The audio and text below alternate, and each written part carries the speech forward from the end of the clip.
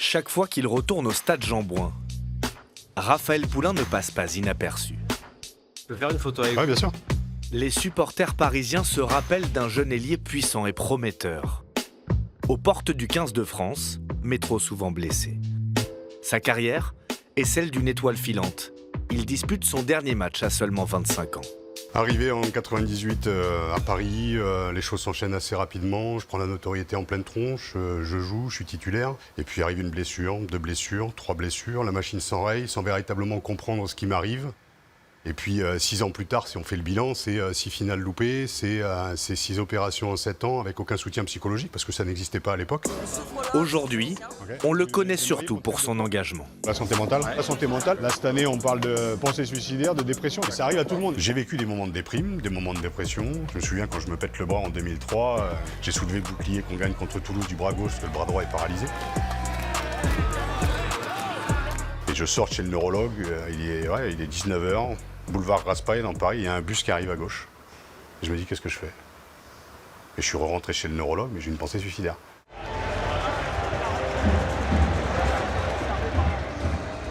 On vit une aventure extraordinaire, physiquement, émotionnellement, mentalement, caricaturale presque par rapport à ce que vit une personne entre guillemets normale. Du jour au lendemain, tu arrêtes. Qu'est-ce que tu fais de ton corps, que tu as formaté pendant des années pour être performant? Qu'est-ce que tu fais de tes émotions aussi? Qu'est-ce que tu fais de ton mental de guerrier ou de guerrière? 10 ans que Raphaël Poulain alerte sur la santé mentale dans le rugby pro.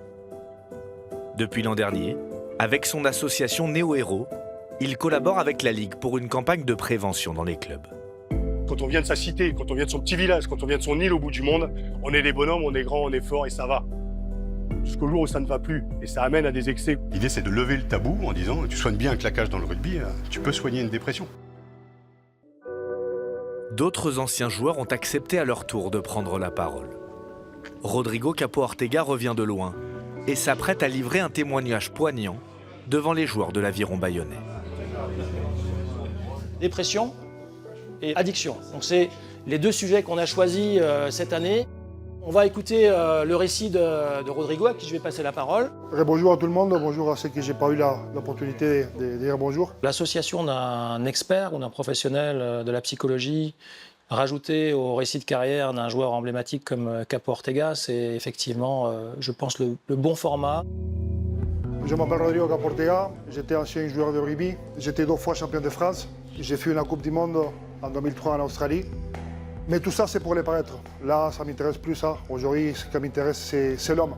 Et je vais vous parler de l'homme que je suis en tant que personne. Je suis tombé dans une très très grosse dépression. 1er mars 2020, Rodrigo Capo Ortega ne le sait pas encore, mais il dispute à Bordeaux son tout dernier match. Une carrière longue de 20 ans, stoppée du jour au lendemain par le Covid. La fin de carrière, il avait fantasmé, il avait imaginé, et puis ça lui a échappé parce que ça n'a pas pu se faire. Je ne voulais pas y croire. J'ai commencé à être dans le déni total. Et malheureusement, il a plongé dans la dépression et il n'était pas préparé à ça. Un jour où j'ai dépassé les bornes vraiment, et dans l'alcool et dans des autres choses, et où je suis devenu très agressif, où j'ai tapé les murs, j'ai fait des trous comme ça dans les murs, où dans un moment, ma femme, elle a eu peur. Elle est montée avec les enfants en haut. Quand je la vois monter, je commence à réaliser que j'étais allé très très loin. J'ai eu un déclic dans ce moment-là, qu'il fallait que je me fasse aider. Aller voir un psychologue, ça fait du bien. Il va savoir te poser les bonnes questions pour que toi tu puisses trouver tes bonnes réponses. Si je peux vous transmettre quelque chose et éviter que vous passiez par la moitié même ce que j'ai passé, c'est gagné. Voilà. Une longue blessure, une fin de carrière ou un drame personnel peuvent conduire un joueur à perdre pied, à moins de se faire aider, comme Zach Henry il y a 3 ans. On parle de ma 2e saison à Pau, on a joué le maintien, mais en même temps, mon père, il avait la maladie de Charcot. Moi, en tant que leader, en tant que 10, je ne voulais pas trop montrer comment j'étais dans le dur. Au bout d'un moment, ça a devenu très très difficile. J'ai commencé à voir un psychologue et ça allait beaucoup mieux très très vite. C'est un peu mon message maintenant, c'est que ce n'est pas une force de ne pas parler, c'est une faiblesse en fait. En parallèle du rugby, Zach Henry est aujourd'hui étudiant en psychologie du sport. Il prépare un mémoire sur la santé mentale dans le rugby. Le ballon?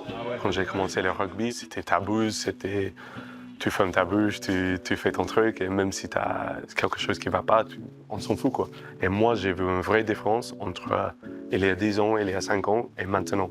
Donc ça, c'est très positif, mais on peut toujours progresser un peu plus.